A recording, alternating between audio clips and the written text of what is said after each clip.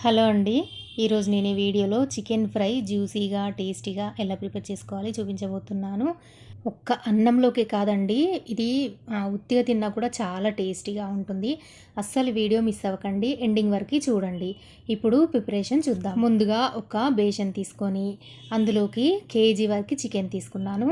Next ఇందులోకి పావు tea spoon పసుపు, అలాగే ఒక 1 టీ స్పూన్ వరకు అల్లం వెల్లుల్లి పేస్ట్, 2 టీ స్పూన్స్ వరకు కారం, 1 స్పూన్ ఉప్పు వేసుకోవాలి. వేసి ఒక అరచెక్క నిమ్మరసం పిండుకోవాలి.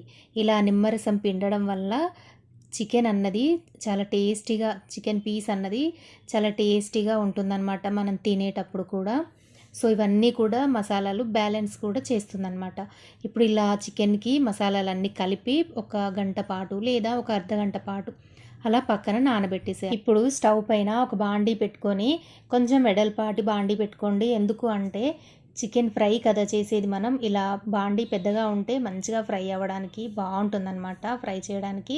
సో ఇలా బాండీ పెట్టిన తర్వాత ఒక 2 పావులన్నర వరకు ఆయిల్ వేసి నెక్స్ట్ మసాలాలు వేసుకోవాలి, ఉల్లిపాయలు వేసుకోవాలి, కొంచెం పసుపు, అలాగే కొద్దిగా అల్లం వెల్లుల్లి పేస్ట్ వేసి మంచిగా ఫ్రై చేసుకోవాలి.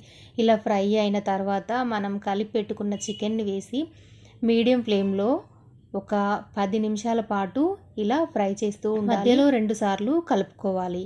ఇలా ఒక 20 నిమిషాల దాకా ఫ్రై చేస్తూనే ఉండాలండి.